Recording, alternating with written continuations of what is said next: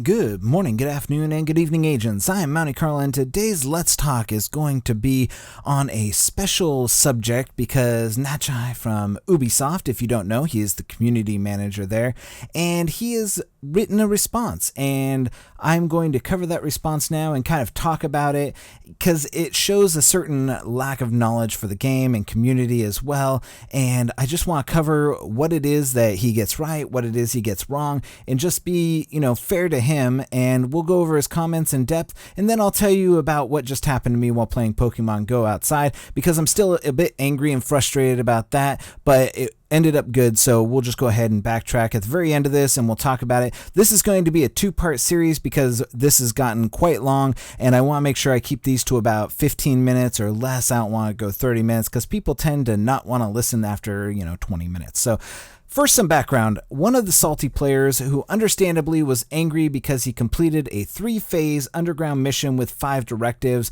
and also I'll put the link to this in the description so you can go ahead and follow along, but he's getting to phase 3, and that's an accomplishment in and of itself. Not because of the difficulty, sure, the difficulty is heroic, but because of the bugs. We did one last night and the door to phase 2 it wouldn't open. So good job. I'll post this video here so you guys can see what the phase 2 not opening looks like, and I'll post it entirely, and you see what we went through and just some of the stuff we tried to do to get the door open, but it just didn't open. We had to quit out. We wasted an entire half an hour of our time just trying to get through this. It was ridiculous. Also, if you see a sign on heroics that say 30 minutes, no. It's not going to take you 30 minutes to get through a heroic. It's going to take you longer. Maybe if you're good and you have your stuff down, you'll be able to get through it, but it's not going to happen. 30 minutes, that's absurd and ludicrous. Now, after posting, there was a comment about the gear and forcing people into the DZ. This guy posted, and some guy responded to him, and this is just the response of what people have been doing about gear and forcing people into the Darkzone, and I agree wholeheartedly that Massive is trying to force good players into the worst content of this game just to get the gear that they want. That's my opinion. I don't feel like there's anything fair about that. You're forcing people to play parts of the game they don't want to play, and you're forcing them especially into the dark zones. So I don't agree with that kind of way to do it. And quick diversion. We'll get back on track. I went into the DZ when Underground came out, and it was a barren wasteland. Now, we're going to talk about the Dark Zone really quickly because it's just what it is, because it's part of the game. I thought now this is the time to get gear and stuff from the DZ, but after a few ventures in the last couple of days, it's literally people hanging out in DZ1 going rogue, because the content in DZ4 and above is so hard that even the highest geared players are finding it easier to go ahead and just grief players in their spare time than actual go do the content. So Massive has now, because of their new DZ bracket 231, forced the highest geared players in the game into the DZ1 bracket because it's easier to grief people than going into the DZ5 or 6. Great job on that one. You really thought this one through, Massive. Good job. You've made it so that people who don't need gear from 5 or 6 are going into the DZ1 so that other people can't actually do anything. You've really screwed the pooch on this one. So I'm going to move on from that because that's an entirely another video. So after 10 pages of people discussing the terrible loot drops that they get, and I swear, if you didn't see my last video, loot drops were nerfed. I promise you. They won't say it, they won't confirm it, but after talking to all these people, they were just getting too much crap. I mean, Dark Zone, Incursions, Underground, all of it. People were getting garbage gear since the patch on Tuesday and Thursday. It's ridiculous. So anyways, after 10 pages of discussion, Natchai claims, I hope I'm saying his name right, Natchai chimes in with his feelings on the subject of loot. Let's start breaking it down. Now, not all of this is cringeworthy. Some points are even really well spoken, but I gotta say that I just don't understand where he's coming from in some of his responses. So let's go ahead and break it down. So he goes on to say, all right, I understand. All of us have very strong feelings about this topic, and I respect that. At the risk of being quoted on news sites again, here goes. Now, I'm not sure that I'm big enough to count as a news site, but I try to bring you the news as it happens into the Division. Now, this happened a couple days ago, and I just Just picked it up, and so sadly I'm a day or two late on this. So some of you may have already read this and commented on it, but there was quite a few comments in the thing about it. But let's go ahead and we'll just go ahead into his first comments. So to clear some stuff up, first and foremost, I do not have final information, nor is anything I say regarding all of this confirmed forever and ever. Our team keeps trying to improve the game, and loot is, of course, a big part of that. Now, this is just the CYA portion to make sure you know he's not giving you legit 100% information that he's not supposed to give out, and it's typically just the disclaimer, so I'm sure, though, that this is mostly his opinion, because nobody's going to give out confidential information. So, moving on. Some things I notice. Many of you seem angry about the fact that you get forced into Falcon's Lost specifically for Sentry Striker gear set. Yep, that's true. You dislike the fact that Darkzone does in fact offer all gear sets, while the rest of the content does not. Yep, pretty much. You say you are more likely not to play Clear Sky, Dragon's Nest, UG, or HVTs because the gear sets that are weighed in those aren't sets you're interested in. And a big part of the anger regarding loot drops seems to concern solo players who are more or less trying to avoid group content such as heroic incursions and the likes. These are all good points. This game is terrible for solo players right now. The Underground is great for solo players, but the actual game, if you finished all the missions, it's terrible. But you aren't soloing heroics. It doesn't matter. You're not soloing that. I did, or at least I tried to solo a heroic. I killed a shotgunner right at the very beginning because the shotgunner wouldn't jump over a ridge. So I shot him. I was able to kill him by ducking and healing and ducking and healing and ducking and healing. It was hard, but I did it. Solo. Like, accomplishment done. I should have gotten an achievement for it. Kill a shotgunner solo in the heroic underground. And then I died to the next guy who was just lobbing grenades at me. And they were fire grenades. Actually, they were the fire flashbang grenades that nobody can get except for these guys. But moving on. That all seems reasonable to me, and I'm pretty sure our dev team feels the same way. I also want to clear up a few things which I think may have been overlooked. Underground can in fact drop all other gear sets currently, to my knowledge, as this has been proven by many here in this thread or on the forums in general. I myself have gotten non-UG specific sets in the Underground. Okay, this statement. I've never seen anything but the new Underground gear sets in the Underground drop. None. If you have, please let me know in the comments, because as I've said it before, it must be true if he's saying it. But honestly, the drop rate has to be 0.1% chance, or not 0.1, but 0.00001% chance to get it. And it needs to be increased if that's the case. We get Blind and Firecrest. Everybody knows Blind and Firecrest because everybody's gotten those sets. And those are pretty bad sets to be handing out. To be honest, I enjoy the Blind set because it's much better than the Firecrest, but I gotta say, thank you Massive for not dropping Lone Star in the Underground, or Gear of the Nomad. I know that both those sets are reserved for garbage content, and they're like getting a purple or something like that from a hard drop. So thank you for not including those in the Underground. I also said, and I feel this has gone largely ignored, our dev team is thinking of upping this ante. Now, he's saying he's upping the ante of the solo player gear stuff, but no, they're not. They're not. It's not confirmed in any way, but there's a possibility that there will be a higher chance to get the other gear sets in the future. Yes, when Underground drops on PS4, probably. There are some talks about how this could be done, and I assure you that the decision will come out of this will be made with the best intentions for you, our players, i.e. a lot better for you. No. This is ignorance. This is a BS statement. The nerf to the loot drop rate this week tells everyone one thing. People were getting too much good gear too fast, and you wanted to pull it back. Pushing it forward when PS4 Underground comes out will only serve to help usher in survival. If you do it, that's the reason. So people can up their gear score faster, so when survival comes out, they're ready for it. So, okay, this does sound good, maybe. But in all honesty, stop nerfing the loot drops, or at least change it back so that we have a chance at loot where, that you've given the highest geared players who've already gotten it right now, and stop with the weapons. Like, I don't need 20 weapons right now. Please, make it, statistically possible to actually get some good gear. Moving on again. Now, regarding Underground for solo players, I think a rebalance might be on the way to make challenge mode soloable, or at very least scale better.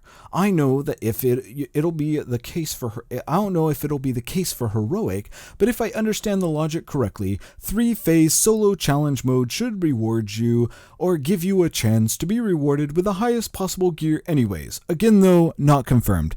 Okay, I agree. Challenge mode is harder than heroic mode in the regular missions. Once again, massive inability to have a consistent system in place across the game is remarkable. We ran Lexington with some noobs last night on heroic, and they thought they were going to get 268 gear drops and level 35 enemies. Nope, that would make the game too easy to actually put in rewards for the story missions as it was previously. Gotta force players into that new content and make sure players who didn't buy the DLC are forced into the DZ for keeping, to keep them from becoming a barren wasteland. For the record, I am still soloing the DZ most times. I go in there by myself. All of my friends, they got sick of the DZ. They're sick and tired of all that stuff. Personally, I'm sick and tired of getting killed all the time by 4-man rogue teams while I'm by myself, but I don't really even care. I've maxed out my up to 99, so it doesn't even matter to me. I lose gear, I move on, and that's it. So why does the gear set give out, or why does Darkzone give out all gear sets? Because yes, it is a big part of what makes this game, and the fact that it rewards all gear set and seemingly in abundance is a big draw to play it. Of course, Darkzone has its own risks, which you don't find in any other game modes, such as rogues, having to extract your loot, and pretty tough NPCs. That being said, we're aware the Darkzone is divisive. See what I did there? Yes? Ho ho ho, okay. Feature. And I think the team knew it was going to be that way. A controversial feature to say the least. It's garbage, bro. You have created a swirling area to contain every asshole who enjoys griefing players and making it their personal reward for playing this game a lot and getting well geared. I've covered this a lot in previous video games, and a lot of you who disagree are the people that I'm talking about in those videos. The Darkzone is for you. You can go in there and you can be with all your little other assholes and go rogue and do whatever and grief players. However, to say one thing, you people who think the DZ is about PvP, it's not. It's a PvE zone with PvP elements. The purpose of the DZ was not to pit player against each other all the time. Every time I enter the checkpoint, the guy asks if I think the Darkzone is a joke. Hell yeah, I think it's a joke. Especially now with this level 33 death squad who only shoot non-rogue players. Honestly, put the greater threat on rogues. Seriously. Just fix the Darkzone. That's all we're asking for. I honestly don't know how it can be done. Actually I do. I just figured this out. Put a cooldown timer on players killed by rogues. That's it. I can't believe it. I just figured it out. Like literally, as I'm sitting here thinking, talking to you right now, I figured it out. Here we go. We're going to go ahead and put the other thing, pause the other thing. I'm going to go in on what we need to do for the rogues. Players need a 10-minute passive timer to avoid grievers. If you are killed by a rogue, you have a 10-minute or maybe even a 5-minute. 5 minutes might be well. 5-minute timer where you cannot be shot by the rogue that killed you or their team. 5 to 10 minutes. That's all it would take. This would eliminate boosting as well. People hate glitching. This is what you need. This is what you need to get rid of the boosting. 5 to 10 minutes where you can still be killed by rogues and other players, but you cannot be killed by the same person or anyone in that time on that team unless you shoot them. If you shoot them, the cooldown buff is gone and you can be shot and killed once again by that same person. That would work. I can't believe it. Right here. You are listening to it right here. This is the solution that everybody wants. I would be in favor of that as opposed to anything else, whether it's choose your rogue or non-rogue status when entering a DZ, PvE only DZs. This is just a simple cooldown buff that you could put in. It would stop roving gangs of 10-man death squads and other various griefing methods used. You would be entering into the DZ. They wouldn't be able to shoot you. It would be glorious. It would be the best thing ever. All right. I've run out of time with this video. I'm gonna have to break it up into 2 videos like I said earlier. I just have way too much on my plate and too much for this video, and I really want to quickly go over my Pokemon Go story just because I'm trying to keep this under like 15 minutes. So I was out walking this morning around, and I'm closing in on this gym. So I live downtown and I enjoy going to the Pokemon gym. It's my first time I've ever been there, so I didn't know where it was. I was just walking around, and I usually walk with my phone down when I hear people in case of this exact same thing happening. But some guy, I hear footsteps running and I put my phone down and I'm gripping it just in case. I usually try to walk with my phone down, like I said, and I hear this guy come running up, but some guy is running by me and he tries to grab my phone. my phone is then knocked from my hand and it slides into the street, into the gutter. And this guy, he turns around to see where it is, like where it went, so he can try and grab it. And bam, that's when I hear it. I just hear this guy hit the floor as hard as possible, and I see this this guy on top of him rustling around in a black uniform, and by all means, it's a cop. This happened so fast, my focus was on getting my phone out of the street, and all I could hear was scuffling as this guy is being pinned and cuffed by the cop shouting at him. And he's yelling, stop resisting, and he's on the ground struggling with this cop, and I'm just like trying to get my phone out of the street at this point and not get hit by a car. And the cop is cuffing this guy and asking me if I'm okay. Did he hurt me? Whatever. And I was like, yeah, I'm fine. And he proceeds to tell me that this guy has stolen about 10 phones from people playing Pokemon Go right here at this location. And because the gym was a known location, he would run by and grab them. So he was using Pokemon Go, looking for the gym, and then running up on people and grabbing their phones while they were going to the gym. Because when you're playing Pokemon Go, it says be aware of your surroundings, but nobody's aware of their surroundings. Not at all. So the cop told me that his phone was taken yesterday while he was doing a battle at the same gym, and he had been waiting to see if this guy would return because they had reports of just lots of phones being stolen in the area. And the cop told me that he saw me walking down the street and knew by how I was walking that I was playing. And there were also 3 other people sitting on the bench playing these battles at the gym location, but they were sitting down, they weren't walking, so it wasn't easy for this guy to just run up and grab this. So thank you so much to the cop who plays Pokemon Go. Not only was I able to keep my phone, but it would also keep other players safe in the area as well. In full disclosure, the cop told me that he was not on duty while he was playing, because that would be stupid for someone to steal a phone from a cop, like especially one in uniform. So anyways, the moral of this story, be careful when you're playing Pokemon Go, because thieves can see your phone is unlocked while you're playing. Be aware of your surroundings, both in the division and in the underground and out on the regular street while you're playing Pokemon Go. I know a lot of you are playing right now, so thank you again for watching this. If you found this video helpful or informative, drop a like on it, subscribe for the latest news and notes from the division community, and if you like Pokemon Go Incident, let me know and I'll try and share more of them in snippets as I'm putting up videos, because I like sharing stories with you guys. I want to make sure that I share my adventures with you and keep you up to date as to what's going on while I'm playing Pokemon Go out there. I ended up getting a Hitmonlee, my very first Pokemon. It was like a CP93 or something. I don't know if that was good or not. And I ended up getting a Charmander as well, which is pretty awesome. So, I know I'm nerding out, and a lot of you probably don't even care about Pokemon Go and have probably closed the video by now. But anyways, if you like the Pokemon Go stories, please let me know, and I'll continue giving you my Pokemon Go stories. It's very fascinating watching people walk around, and you can just kind of tell by how they're walking and looking at their phone what exactly they're doing. And the area I live in, there's a lot of people. There's even groups of kids and stuff like that walking around. So anyways, thank you again for watching, and we'll see you in the underground. Agent out.